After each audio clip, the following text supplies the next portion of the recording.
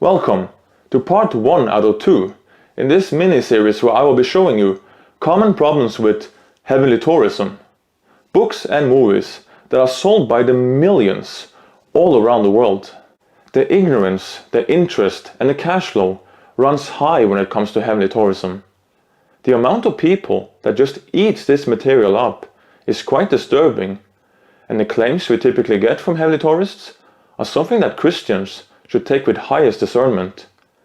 This is walking on extremely thin ice, and some of what we find in these heavenly tourism stories does not sit well with Orthodox Christianity. As a matter of fact, some of them are raising some serious biblical and theological problems that should definitely not be just overlooked. But we will look more into that in part 2. Here and now in part 1, I want to show you a couple of examples of intercontradictions as well as intra-contradictions. If you'll ever dig into heavenly tourism, you'll be quite surprised of how common these often are.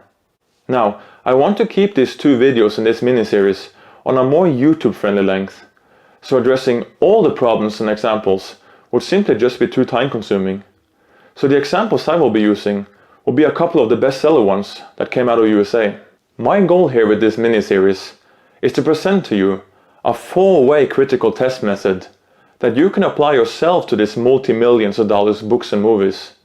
Again, these are stories from people who claim to have been to heaven. You know, heaven, the actual realm where the holy God, creator and sustainer of the entire universe, dwells in his full holiness. This is not a small claim. Here's the thing. When all these modern heavenly tourism stories claim to be true, but contradict each other when comparing them to one another, logically speaking then, they cannot all be true. And that's what we call intercontradictions. If studying and comparing all these different stories, you'll see a fair amount of these. And let me just give an example. According to Heaven is Revealed by Colton and Todd Burpo, people in heaven have wings. But according to Don Piper, who wrote 90 Minutes in Heaven, people in heaven have no wings.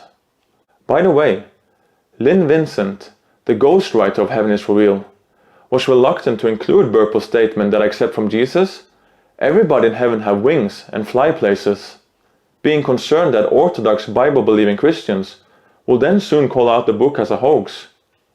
Well, the book and movie has been sold and translated by the millions, so it's safe to say that she thought too highly of the discerning skills of Christians.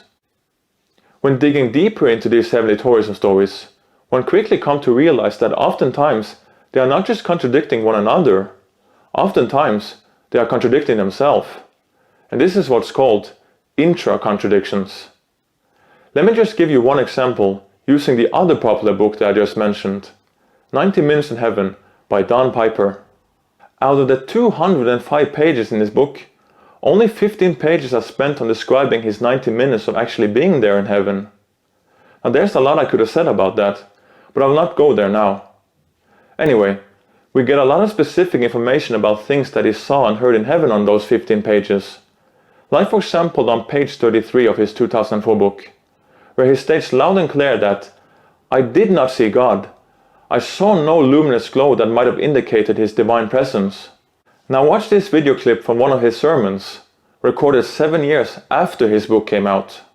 And absorbing how great the mansions were, and then I began to look up through the gate, and I could see this kind of pinnacle in the middle of the city. It's kind of a hill high and lifted up. There's a river flowing down the side of this, well, it's the river of life, and it's coming down the side of this mountain or hill, if you will, and at the top of that is the brightest light I've ever seen, and I know who that is. It's the Lord high and lifted up. This is his city.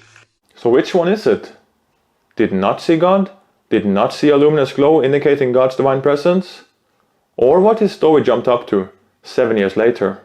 And at the top of that is the brightest light I've ever seen, and I know who that is. It's the Lord high and lifted up. Personally, I can't think of anything more memorable and real than seeing the holy God, the Alpha and Omega, the creator and sustainer of the entire universe, in his luminous holy glow in heaven. Yet, this did not make it into his book. It actually directly contradicts his own book. My friends, this is not just a mere oversight. Alright, in part 2, we will look at some serious biblical and theological problems within heavenly tourism, so don't miss that one. When this video is finished now, I will encourage you to please pray for these people. If you made it all the way over here and you haven't already, consider to subscribe and check out some of the other videos on this channel. Like, comment, share, hashtag, all that kind of activity helps boosting the YouTube algorithms and expose this channel and ministry to more people. Thank you and God bless. Read the Bible. Read the Bible.